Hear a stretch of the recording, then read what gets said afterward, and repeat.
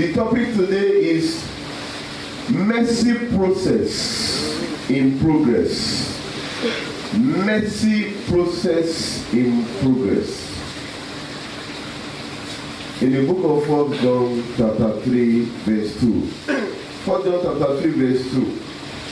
It's actually talking about we as the children, as the sons of God. He said that now we are the sons of God. Beloved, now are we the sons of God. And it does not yet appear what we shall be. But we know that when it shall appear, we shall be like him. For we shall see him as he is. Now we are the sons of God, but we are not appearing like the sons of God. That's what he's saying. Now are we the sons of God, and it does not yet appear. How can you be the president of a nation and at a particular stage in your life it does not yet appear? How can you be somebody that God has destined that you are going to be a blessing to the world, and at a particular time you are still struggling to act for something? Now are we the son of God, but it does not yet appear. But he now said that it will appear when he manifests.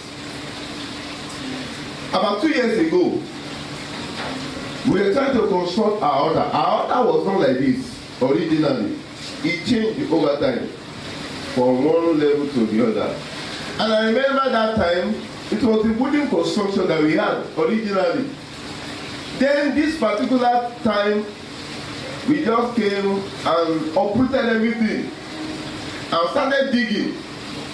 And blocks started coming in, cement coming in, steel balustrade coming in, and they were erecting it. Some people came to me because they did not really understand what was happening, because the whole place was apparently messy and they were expecting concern.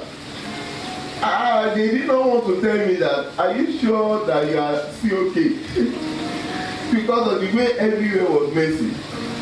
But I smiled, because in my mind I was already seeing how it will turn out, but they could not see it.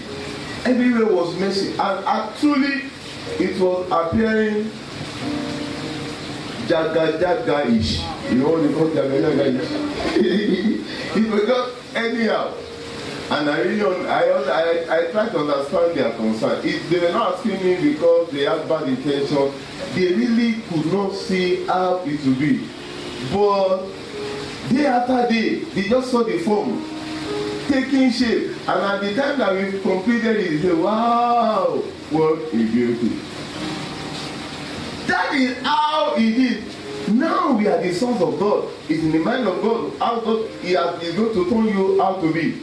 But right now it does not yet appear. In the book of Jeremiah chapter 29 verse 11. Jeremiah 29 11 says that I know the thoughts that I have towards you. The thought of peace. Good thoughts. To give you an expected. I like the Message translation. Okay, let me read the King James first. For I know the thoughts that I think towards you.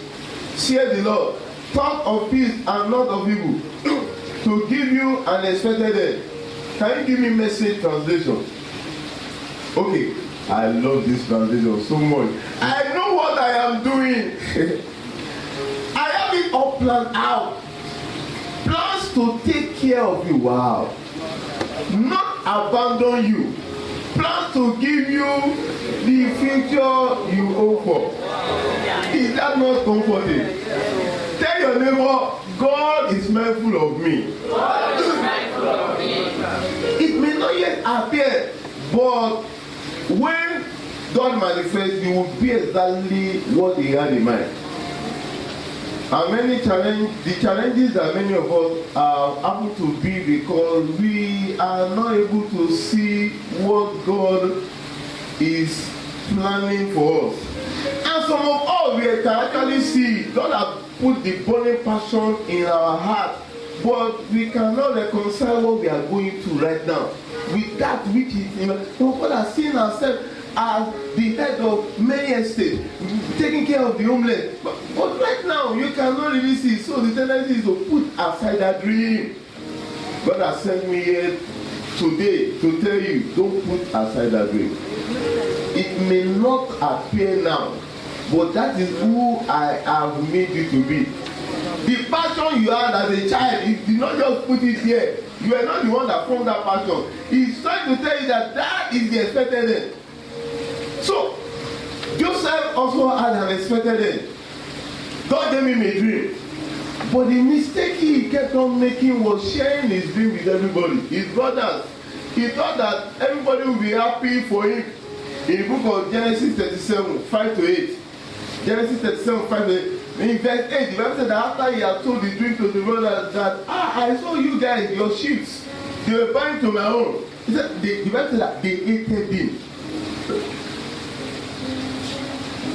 It's not everybody you ought to tell your dream. In fact, some people that love you may not understand your dream. The father of Joseph actually loved him, and he showed it because he gave him the coat of many colors. Genesis 37:3. He saw out of all the children, meaning that, and the Bible said that he loved him. Now Israel loved Joseph more than all the children. But by the time he told him the dream, he said that, Daddy, I saw the sun, the moon, and 11 stars. Are you saying that me, your mother, yet you love him? People you love sometimes they will not understand your dream. In the book of Genesis 37:10, you see there, the father was challenging the dream, yet we have been told that the father actually loved him. And he told it to his father and to his brethren, and his father rebuked him and said unto him, what is this dream that thou hast dreamed? Shall I and thy mother and thy brethren, who happen to be older than you, indeed come to bow down ourselves to thee, to the earth? Love is not enough to get people to understand your dream. And sometimes, if not most time, keep your dreams to away from the people that you have noticed that they always raise red flag. Anytime you are telling them such dream, and you can present it to the people that are encouraging in the area of your dream. That was what he did not know at that time. I've learned that over time. I've learned that people may love me, but they may not understand my dream. And sometimes I try to keep some dreams from them. Then they manifest, they will celebrate with me. No problem, we'll celebrate together. Like this water fountain now. This water fountain, excuse me, on Saturday when we came for workers meeting, it was not there. So some people stayed behind, they were still doing something. 9 p.m. it was not there. 9:30 p.m. it was not there. If somebody has taken 10:30 p.m. on Saturday, it was not there. But the first service on Sunday, 6:30 a.m., it was there. What happened? It has been in the pipeline for over about 3 weeks now. My wife did not know about it. None of my ministers knew about it. I kept it away from everybody. I didn't want any iota of anything that would cause doubt of the impossibility of the manifestation of this. I was just discussing with the guy that was going to construct it, and he brought the design, and I put my input, and we kept on looking at it. Nobody close to nobody. So when we were coming to church on Sunday, I told my wife, hey, okay, let's see how it will be now. And we came to church. And it is 85% complete, not yet completed. Maybe by Sunday, the whole of the manifestation of the beauty will appear. I'm prophesying into your own life that even if it does not appear as God has designed you, you will manifest that glory. In the name of Jesus, I say you will manifest that glory. I say that it does not yet appear. Sometimes your life may appear jaga-jaga-ish, messy, but even in progress, we have some messes. When we're consulting, come and see cement, come and see, it's not really attractive. I will tell you, it was appearing ugly. But do you know what? The ugly nature of it that time was a process in progress. Sometimes when you don't understand that, you will be upset with your life. You will be frustrated. Not knowing that even the area, the disappointment, the no accommodation, the failure, the molestation, everything is still process in progress. There is something God has shown you. Just hold on to your dream. Are we going to be bound down to you? They came to bow down to him. Genesis 42:6. Genesis 42:6. Remember that all those brethren, his brother, they eventually came. That dream that they could not agree with, but he held on to his dream. And Joseph was the governor over the land. And it was that sold to all the people of the land.